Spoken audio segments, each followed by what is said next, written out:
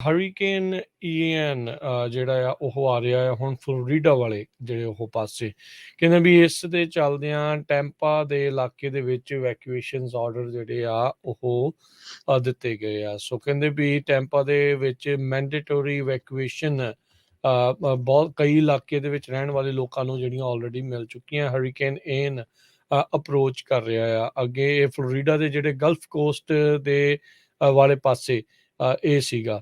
ਸੋ hurricane status ਇਸ ਨੂੰ ਤੜਕੇ 5 ਵਜੇ ਜਿਹੜਾ ਆ ਉਹ ਡਿਕਲੇਅਰ ਕਰ ਦਿੱਤਾ ਗਿਆ ਸੀਗਾ, ਜਦ ਹਵਾਵਾਂ ਦੀ ਜਿਹੜੀ ਰਫ਼ਤਾਰ ਆ 75 ਮੀਲ ਫੀ ਘੰਟੇ ਦੀ ਉੱਤੇ ਜਿਹੜੀ ਉਹ ਪਹੁੰਚ ਗਈ ਸੀ। ਨੈਸ਼ਨਲ ਹਰੀਕੇਨ ਸੈਂਟਰ ਨੇ ਇਹ ਐਲਾਨਿਆ ਸੀ। ਅਜੇ ਹਰੀਕੇਨ ਫਿਓਨਾ ਜਿਹੜਾ ਦੂਜੇ ਪਾਸੋਂ ਦੀ ਈਸਟ ਕੋਸਟ ਵਾਲੇ ਪਾਸੋਂ ਦੀ ਲੰਘਿਆ ਆ, ਜਿਸਨੇ ਪੋਰਟੋ ਰੀਕੋ, ਬਰਮੂਡਾ ਤੇ ਉਹ ਇਵੈਂਚੁਅਲੀ ਜਿਹੜਾ ਕੈਨੇਡਾ 'ਚ ਜਾ ਕੇ ਉੱਧਰ ਵੀ ਲੈਂਡਫਾਲ ਕੀਤਾ ਸੀ, ਉਸ ਤੋਂ ਹੀ ਜਿਹੜੇ ਲੋਕ ਆ ਉਹ ਪੀੜਤ ਸੀਗੇ।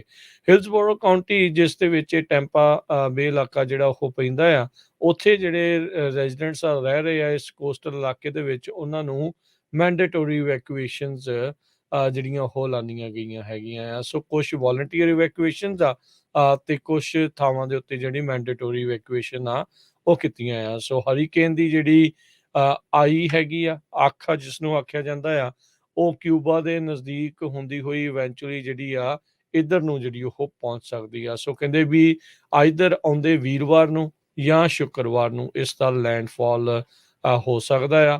ਅਜੇ ਫਲੋਰੀਡਾ ਦਾ ਦੂਜਾ ਇਲਾਕਾ ਆ ਉਹ ਪੀੜਤ ਰਿਹਾ ਆ ਹਰੀਕੇਨ ਫਿਓਨਾ ਦੇ ਕਰਕੇ, ਜਿਹੜਾ ਪਾਣੀ ਉਹ ਵਧਿਆ ਸੀ।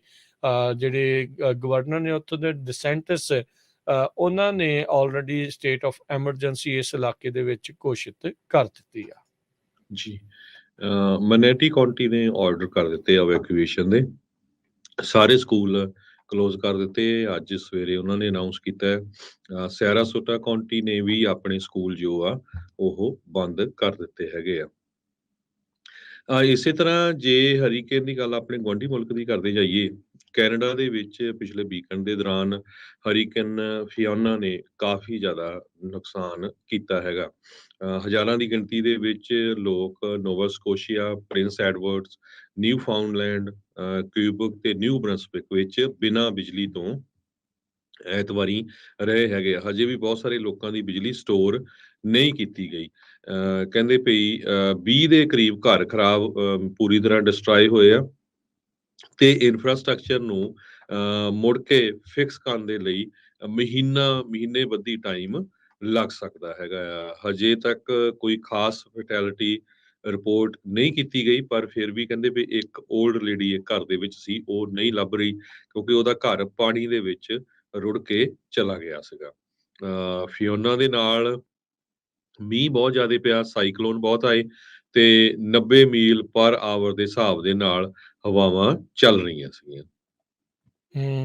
ਜੀ ਬਿਲਕੁਲ। ਸੋ ਇਸ ਜਿਹੜੀ ਸਥਿਤੀ ਇਸ ਟਾਈਮ ਬਣੀ ਪਈ ਆ, ਸੋ ਦੇਖੋ ਕਿੰਨੀ ਨਜ਼ਦੀਕ ਦੋ ਹਰੀਕੇਨ ਲਾਗੋਂ ਜਿਹੜੇ ਉਹ ਲੰਘੇ ਆ। ਹਫਤੇ ਦਾ ਵੀ ਇਸ ਦੇ ਵਿੱਚ ਵਕਫਾ ਜਿਹੜਾ ਉਹ ਨਹੀਂ ਰਿਹਾ।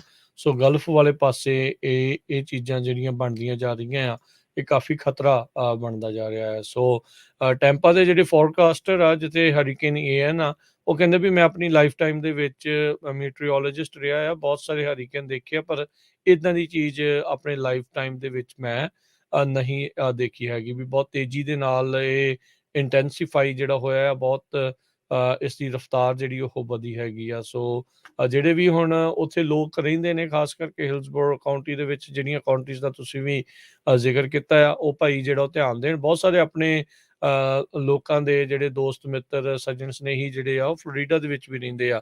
ਇੱਕ ਵਾਰੀ ਹਾਲ ਚਾਲ ਜਿਹੜਾ ਜੀ ਭਾਈ ਉਹਨਾਂ ਦਾ ਜਿਹੜਾ ਉਹ ਪੁੱਛੋ, ਤੇ ਬਾਕੀ ਪ੍ਰੇ ਕਰੋ ਵੀ ਇੱਕ ਤਾਂ ਚਲੋ ਠੀਕ ਹੀ ਰਵੇ, ਹਾਲਾਤ ਜ਼ਿਆਦਾ ਨਾ ਵਿਗੜਨ, ਤੇ ਜਿਹੜੇ ਕੋਈ ਉਹਨਾਂ ਇਲਾਕਿਆਂ 'ਚ ਰਹਿੰਦੇ ਆ ਵੀ ਜਿੱਥੇ ਠੀਕ ਆ, ਉੱਥੇ ਕੋਈ ਬੰਦੋਬਸਤ ਜਿਹੜਾ ਇਹਨਾਂ ਦਾ ਉੱਦਾਂ ਦਾ ਚਲੋ ਸਿਟੀ ਵਾਲੇ ਤੇ ਕਾਉਂਟੀ ਵਾਲੇ ਤੇ ਸਟੇਟ ਵਾਲੇ ਤਾਂ ਕਰ ਹੀ ਰਹੇ ਹੋਣਗੇ, ਪਰ ਆਪਣੇ ਪੱਧਰ ਦੇ ਉੱਤੇ ਵੀ ਜਿਹੜਾ ਕੁਛ ਦੇਖੋ ਵੀ ਆਪਾਂ ਕੀ ਮਦਦ ਜਿਹੜੀ ਉਹਨਾਂ ਦੀ ਇਸ ਚੀਜ਼ 'ਚ ਕਰ ਸਕਦੇ ਹਾਂ।